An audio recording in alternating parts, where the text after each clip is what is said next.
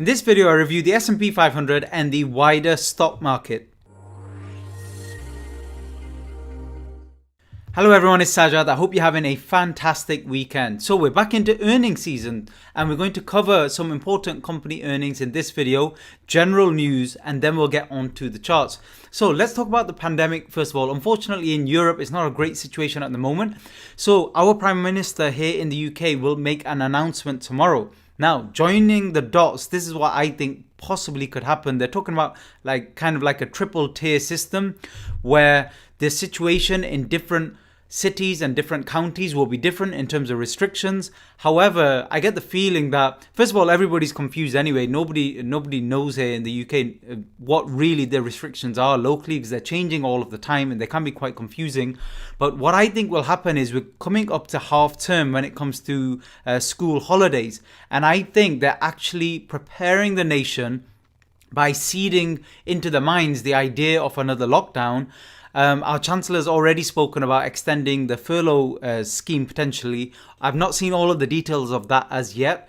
But what I think is going to happen, in around 2 weeks, we're going to have half term, which lasts for 1 week. So I think this week will be prep week, and then we might go into 2 weeks of an actual full restriction lockdown to try and, well, what they'll say is to try and stem the spread as much as possible, and then they'll review the R rate after that and then see what happens. That's what I think is going to happen. But I mean, it could equally result in a very, very confusing scheme where it's different for each city and very, very complicated. But I don't think that's helping anyone personally. I think if they are going to do anything, they should just shut everything down properly and deal with that pain now, but make it as short as possible. Anyway, that's my personal opinion. Please feel free to share below what you think should happen in your country. So this is an interesting chart I want to show you. This is a change in public transport demand from pre-pandemic levels in Germany.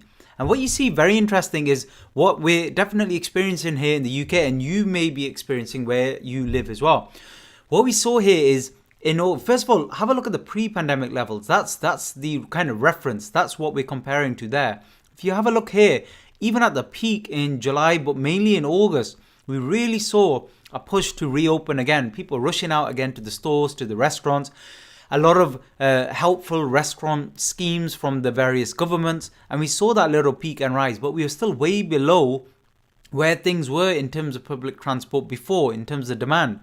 Then we saw a drop off, a slight pick back up again at the beginning of September. That could have been with regards to schools reopening, universities, etc. But then a massive drop again. And this is only going to go down. So at the moment, we're already back to levels that we saw in late May and June. And very soon, I'm guessing in the next couple of weeks, we're probably going to be right back to where we were in April in terms of public transport demand, which is very significant to note. Otherwise, obviously, we've got the presidential election very, very soon now. What I've heard as well is we're not going to get a result straight away. It's going to take them a few weeks to kind of add up the votes, especially those voting by mail. However, by all accounts, it does seem like Joe Biden is comfortably in the lead. Now, what that means for markets is obviously uncertain. There are lots of theories out there. A lot of people now believing that if Biden wins, it's very, very positive for the stock market because a lot of the kind of schemes and let's call it money printing will continue, as will possibly tax relief on the general public and consumers, whereas it could be stricter for larger companies and corporations. So what do we see in terms of earnings this week? So a couple that were interesting. First of all, PepsiCo. What I'm interested in here actually are not whether they've beaten estimates. What I'm interested in is how is the revenue, profit, etc. as compared to say 6 months ago or a year ago. That's what's more interesting to me because it gives you a better idea of where we are in terms of the economy, what sort of companies there are that actually maybe even growing right now and which ones are really, really struggling. So you see here, Pepsi reported net income of 2.29 billion. Now that's actually up from 2.1 billion. So it's actually up compared to a year earlier. Now what's interesting is how much these companies are spending on PPE and other costs associated with the pandemic. So PepsiCo, 147 million. So it's certainly not small change. And you have to remember these massive corporations, they own a lot of the different brands, the smaller brands you see in the supermarkets. For example, Quaker Foods. And there's been reports of double-digit sales growth. Now, this shouldn't be altogether surprising because a lot of that type of food, I personally call it low-quality food, but the shelf life is always longer because it's more processed and there are more preservatives in this type of food. So how about retail and fashion? Levi's shares surge as online sales jump.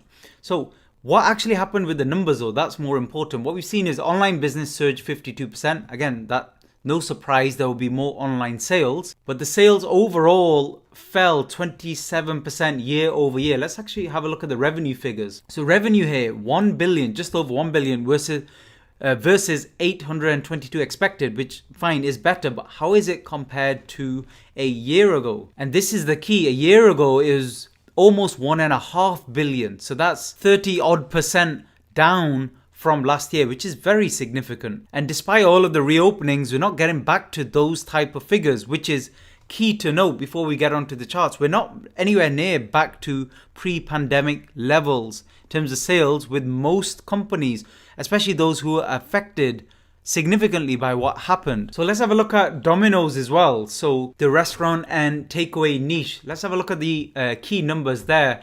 They had missed earnings expectations per share, and revenue was reported as 968. You can see here net income 99 million was actually up from last year, 86.4 million. So actually better than last year. Sales in home market positively impacted by changes to customer behavior. Customers choosing delivery over carry out tends to carry a higher ticket, so they make more money on those, and loyalty memberships also accelerated. So Domino's, you could say, was one of the winners in terms of companies. So what else are we going to see kind of like this week and next week?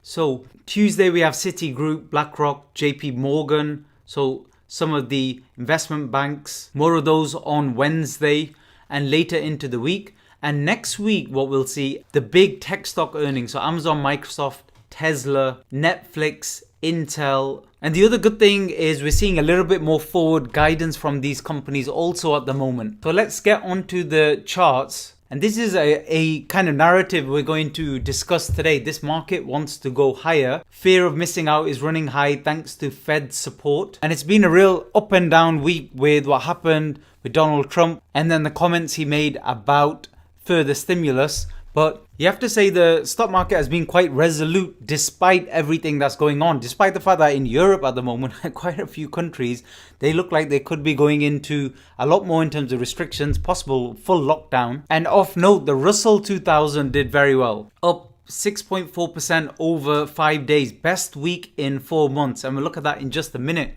So maybe because Joe Biden's so far ahead, they think this will help small companies more. But what are we actually seeing on the charts? So I'm going to talk short term first, and then we'll look at, I've got 3 different charts here discussing what the long-term implications potentially are. So from the high we had on the 2nd of September, over the last 2 weeks, the market has been slowly grinding higher. But if you have a look at the fib retracement and where we're at the moment, we're hitting the 706 level. We've passed through the 618, which tends to be a very stubborn zone, especially for reversals. But we didn't see that. We saw price hesitate, but we did not see a significant move down. Now, for me, the other line in the sand is the 786, 3506. If price moves up here and comfortably breaks through, and we don't get any key reversal here, then I think it's reasonably safe to rule out this being a 1 and a 2 of a larger move lower, or even an A larger B and C or WXY pattern down. So that's the first thing to know. Let's actually have a look at the moving averages and momentum indicators now. So I'm going to get onto a daily chart. By the way, if you've been enjoying the videos, please click the like button and comment below. I appreciate all the support I'm getting on this channel. So first thing on the SPX, if you actually have a look at the exponential moving averages, you'll see back at the end of February, we saw a crossover of the faster moving averages over the 55 line, which is the blue line here. We didn't see that. We saw them converging, but that crossover didn't happen, even though price action kind of crossed through these moving averages. And I think that is important. Price is still being sported here on a short term. Also, if you have a look at the RSI and the MACD, what you see here on the RSI is we're above the 50 line. Still at no point on the daily here on the SPX, at no point did we get anywhere near oversold territory. That's since the March lows. I think that's important as well. So let's have a look at the MACD. What you see here in the MACD is we crossed below the zero line and we've since had a bullish crossover and we've moved back over the zero line again. So that potentially could be a bullish sign there. So something similar that we saw was here back at the beginning of March. We saw that similar type of crossover. And you can see here we've not really had much momentum to the downside. Very little, in fact. So let's have a look at the structure now. So these signs so far are saying that we're likely looking bullish for the next 1 or 2 months. So let's have a look at the structure. I'm on a 30-minute chart here. Now, this entire move down, you could actually label this as an impulse overlapping or a correction. If it is a correction, you can see here quite clearly 1, 2, 3, 4, 5. We definitely had an impulse there. And what looks like, again, it's not clear here, but possibly a sideways correction here, like a running flat here, and now we're having another impulse move up. Now it's unclear whether that will be it and it's actually an ABC in progress here, or whether this is the start of another leg up after this correction. And this leg up could be significant. We could be approaching the 4,000 level on the S&P 500. So let's have a quick look at the different long-term scenarios and the different probabilities. So this is one scenario that I've been considering here on this channel, that we're continuing to correct up. Now, if that's the case, we may still have a final move up that breaks over the all-time highs. But the problem with these corrections is there's no way really of predicting when they will end. But if we get over that 786 level, there's a good chance we could continue upwards. The other alternatives are, in a very bullish scenario, is we're actually completing now wave 5, the final wave of a move up. And then after a break of this particular trend line, there will be a significant correction down. Now that correction could be one of the biggest ones, we've seen in the last 20 or 30 years. That could be something that's setting up. In that scenario, we should grind up further for the next 2 or 3 months, even after the election. And then maybe towards the end of the year, maybe in December, we might start to see some cracks form then. Now, if this is the case, and we're in a wave 4 here, for those of you actually interested in wave structure, there's a few ways this can pan out. We could actually fall into a triangle here as well, and then get a 5th wave move up. So we could actually be sideways now for the next few months, including over the time of the election. That's possible as well. Or we've already begun wave 5, which will continue upwards as an impulse. So something like this. And we could get very, very close to that 4,000 mark, which could be the real top for this market potentially. The only other account I have, now the reason this is valid is in this middle third wave, you could call this a 1, this a WXY2, and this a 3. So we meet all of the rules where the third wave is not the shortest. So it does fit, it's possible. The only other possibility is whether we completed a full move already, but then this correction seems too short, but it's definitely possible. And in this scenario, we may already be beginning a wave 3 that, it could take the S&P to 5,000 potentially. I think this is a lot less likely, but it's possible. The problem here is this wave 4 here was very, very small. But technically, if you look through it, it's technically possible. So it's one that we have to look at. So in summary for me, it's what price action does around this 3506 level that will be interesting. No doubt at some point we're going to have a little bit of a pullback, but is that just a small correction? Or does it turn into something more significant? That will give us clues as to where we're going next. If we don't really get much resistance here, then you have to say we're going to be approaching all-time highs again. Now, the other possibility is this could be a flat, so 3, 3, and then a 5-wave move down. So let me just zoom out a little bit. This is possible as well, and there's no way of knowing for sure. One thing I'll have to remind you that's not changed is the market action, again, is completely disconnected at the moment to company earnings, to where companies were last year, to how certain sectors have been completely obliterated and continue to suffer because of the ongoing closures. So please let me know what you think in the comment section below. It should be an interesting few weeks, especially around the time of the election. But certainly keep your eyes open. It won't take a lot for there to be significant moves, especially corrections to the downside with any perceived negative news. Thanks for listening, and I'll be back with another update very soon.